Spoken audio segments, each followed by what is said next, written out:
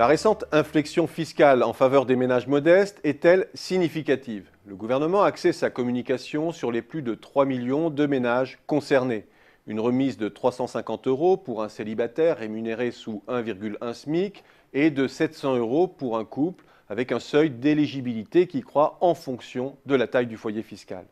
Une mesure applicable dès 2014 qui annule en partie l'effet des mesures fiscales adoptées depuis 2010 sur le nombre de ménages imposables.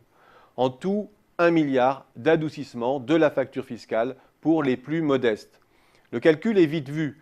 La consommation des ménages en France, c'était 1 126 milliards d'euros de dépenses individuelles et 372 milliards de dépenses socialisées, services de santé ou d'éducation notamment. 1 498 milliards au total. Le cadeau fiscal de Manuel Valls représente donc moins de 0,07% de la consommation, une contribution mineure à la croissance et qui ne sera pas en mesure de redonner l'élan nécessaire à une activité qui s'étiole. Une mesure qu'il faut aussi mettre en perspective au regard de l'ensemble des arbitrages budgétaires de 2014 et de 2015.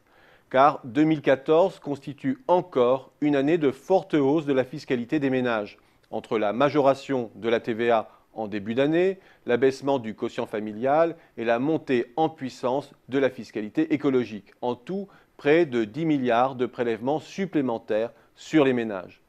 Côté moins encore, les économies budgétaires de 15 milliards en 2014 et de 21 milliards supplémentaires en 2015.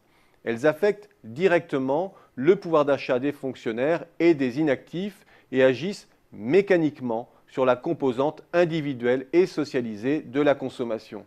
La ponction de ces mesures sur le potentiel de consommation des ménages est au total de 1,7% en 2014, puis de 1,4% supplémentaire en 2015. Face à cela, le plus 0,07% de cadeaux que j'ai évoqué précédemment à destination des ménages modestes fait bien pâle figure. À cela, on peut encore ajouter les allègements de cotisations salariales entre 1 et 1,3 SMIC pour 2,5 milliards d'euros.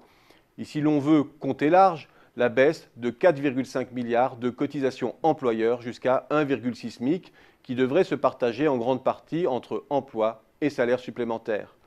Dans le meilleur des cas, cela fait un apport de 0,5% sur la dépense des ménages. Au final, moins 1,7% en 2014, puis moins 1,4% en 2015 de ponction sur la dépense individuelle et socialisée des ménages et 0,5% d'allègement côté plus. Et une reprise qui se fait de plus en plus poussive. En l'état de notre équation budgétaire, il y a bien de quoi s'inquiéter sur les risques d'un grippage de la croissance en France.